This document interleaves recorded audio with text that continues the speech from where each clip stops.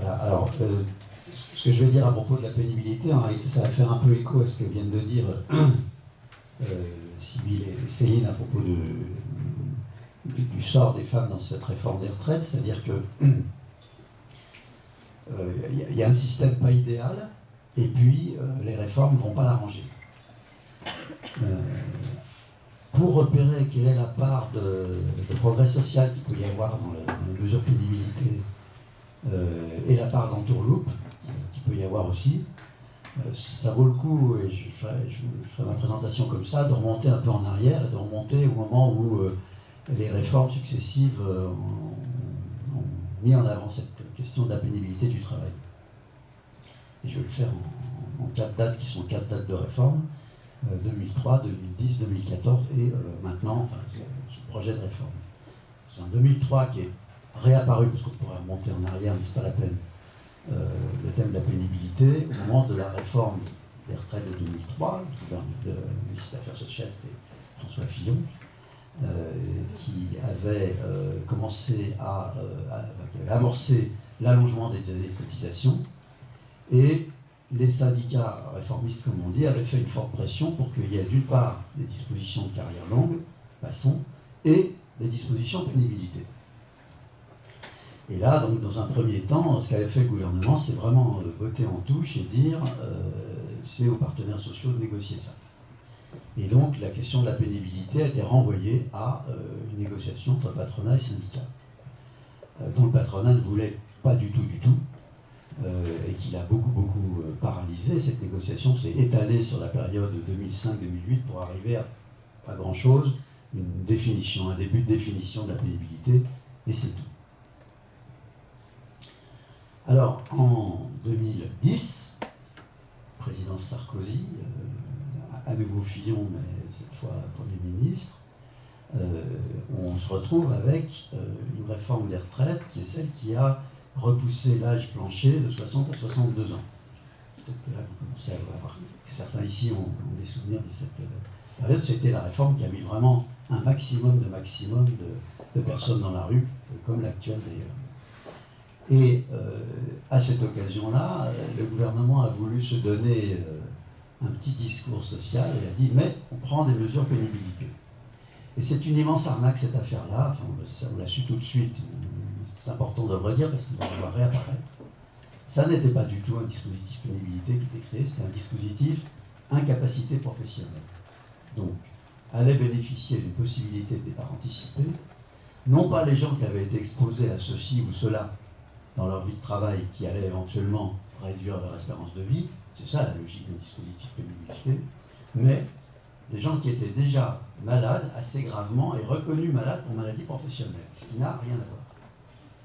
Alors je ne suis pas trop mal placé pour dire que ceux qui ont pris cette décision, qui ont appelé ça pénibilité en sachant que ça ne l'était pas, voilà, le savaient, je viens de le dire.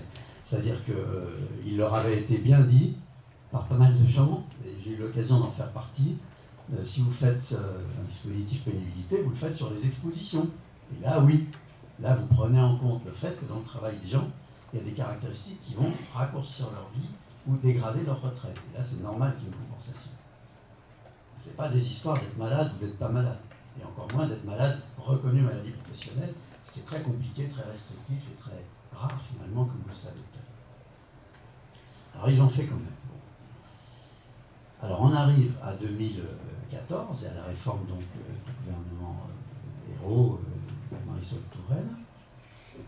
Et dans ce domaine-là, je vais être d'une certaine indulgence, c'est-à-dire que c'est vrai qu'eux ont bâti ce fameux compte pénibilité, ces 3 P, qui s'appelait à l'époque compte personnel de prévention de la pénibilité, qui lui, bel et bien, alors vous en avez sans doute entendu parler, listait une dizaine de caractéristiques du travail avec des seuils, et quand on était exposé au-dessus de ces seuils, l'un de ces items, on marquait un point, éventuellement 2 si on avait plusieurs expositions, on marque un point en temps réel, dans ce trimestre de travail, et puis on ramasse ces points-là, et juste la concurrence d'une centaine de points, ça donne des droits. Et ça donne des droits, et c'est une autre caractéristique, à mon avis, intéressante de ce dispositif, ça donne des droits à départ anticipé en retraite, mais aussi à formation pour changer de travail en cours de vie professionnelle et sortir, si possible, de la pénibilité, et ou à du temps partiel. Alors tout ça a été pas mal, c'était le dispositif qui est allé jusqu'à 2017, il avait quand même quelques défauts qu'il faut bien pointer. L'un, c'est que les seuils étaient très hauts. Sur beaucoup de ces items-là, les seuils étaient très hauts, et donc les personnes, notamment sur les efforts physiques, manutention, posture, etc., il fallait vraiment qu'ils aient beaucoup d'heures à avoir été exposés pour pouvoir marquer ces fameux points.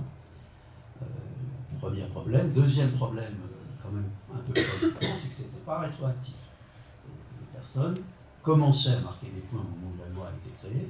Les personnes qui étaient depuis 20 ans ou 30 ans qui travaillent de nuit, exposées à des produits chimiques dangereux, enfin, cette liste d'items que vous retrouverez facilement, je ne peux pas énumérer là s'il y a besoin, vous ne pouvez pas faire valoir ça. Alors il y avait un peu un piège du coup, enfin, une espèce de trappe là, c'est-à-dire que la personne qui était depuis 20 ans au travail de nuit commençait à avoir envie d'essayer de se reconvertir de jour. Au moment où cette loi tombe, elle se dit, ah bah, c'est trop bête, vaut mieux que je travaille encore quelques années et demie, au moins je vais avoir un peu de départ anticipé.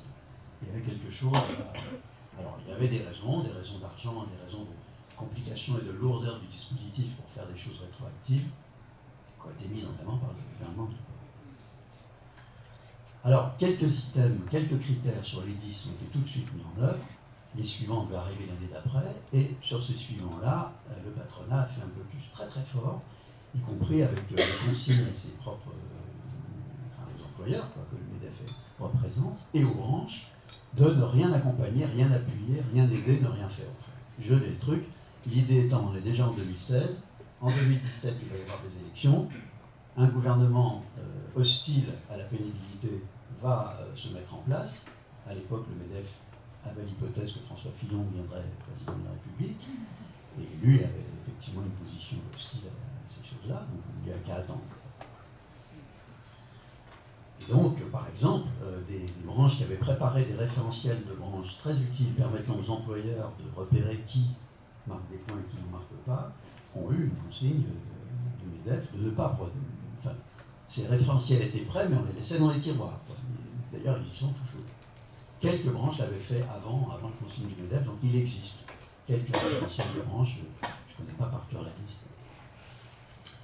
Arrive donc l'actuel gouvernement, ça sera évidemment la dernière étape de mon petit voyage historique, là. Ce gouvernement-là se trouve à vouloir faire un peu du en même temps, quoi. C'est-à-dire, non, on ne va quand même pas supprimer le compte pénibilité, on va retirer le mot. Ça, c'était une exigence du MEDEF, et vous savez, quand vous avez entendu parler de cette phrase assez sidérante du président de la République, je n'aime pas qu'on dise que le travail est pénible. Voilà. Bien, no comment.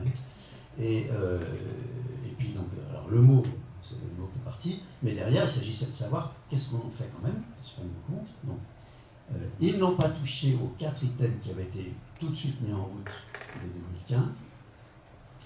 Et sur les 6 qui n'étaient pas encore rentrés vraiment en vigueur, ils en ont installé 2 et congédié 4. Donc, 4 plus 2 égale 6, et puis 4 qui n'y sont pas, qui sont donc les manutentions lourdes, les postures pénibles, les vibrations et l'exposition de produits chimiques dangereux, excusez du peu.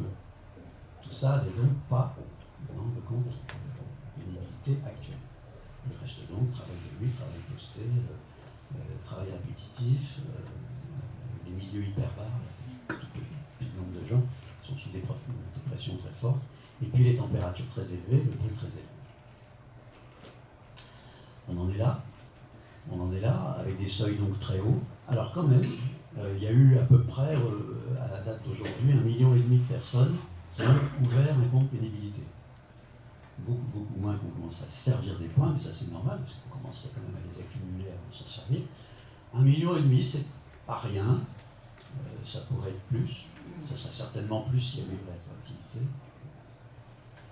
Alors, dernière chose, c'est que ceci est présenté maintenant comme un argument pour la réforme des régimes spéciaux et des régimes des fonctionnaires, tout ce qui n'est pas le régime général, en disant un certain nombre d'avantages acquis que vous avez, d'accord, vous allez les perdre parce qu'on va supprimer les régimes spéciaux, mais on va étendre, vaste progrès social, on va vous étendre les dispositifs pénibilité. Alors là, il faut rentrer dans des calculs très précis qu'on ne peut pour l'instant pas faire parce que la loi n'est pas de précision sur la loi, le sentiment général et les premiers coins de table très très clairs, c'est que toutes ces personnes-là vont y perdre énormément. C'est-à-dire que tel qu'il est, le compte personnel de prévention, puisqu'il est perdu le mot pénibilité, le compte personnel de prévention n'est pas du tout porteur des mêmes droits que ceux dont on peut disposer dans les ainsi nommés régimes spéciaux aujourd'hui.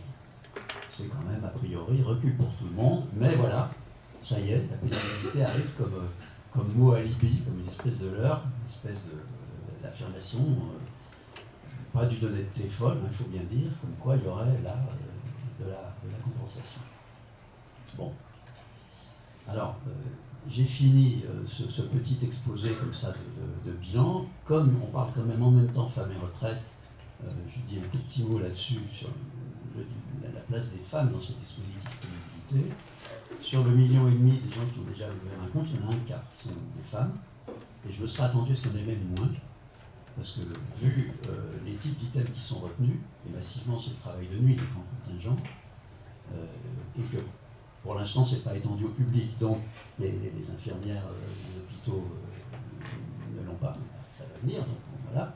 Et donc je ne m'attendais pas à ce qu'il y en ait tant que ça. Alors je pense que c'est beaucoup, mais il n'y a pas de statistiques par sexe selon les critères. Je pense que c'est beaucoup le travail répétitif qui a dû être pris en compte, que là par contre, oui, il y a pas mal de femmes dans un certain nombre de secteurs industriels, l'électronique, l'habillement,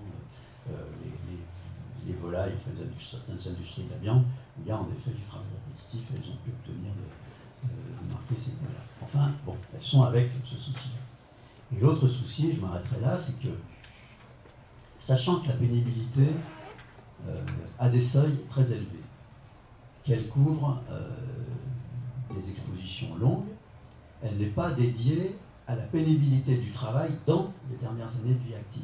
Ce n'est pas son but non plus.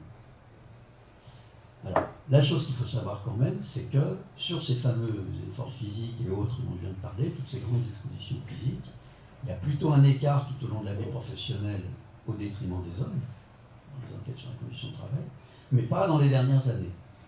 C'est-à-dire que dans les dernières années, quand on regarde les statistiques, après 50 et quelques années, pour des raisons liées au parcours professionnel qui ont déjà été un peu exposé tout à l'heure par Sybille, il y a une espèce de rattrapage négatif. C'est-à-dire que dans leurs dernières années de vie professionnelle, les femmes salariées, surtout dans des professions dont d'ailleurs pour partie on va parler maintenant, et qui sont des professions physiquement très très difficiles, et sans entrer dans les caractéristiques du travail qui permettraient d'ouvrir un compte pénibilité et qui permettrait d'avoir, grâce à ça, un départ anticipé.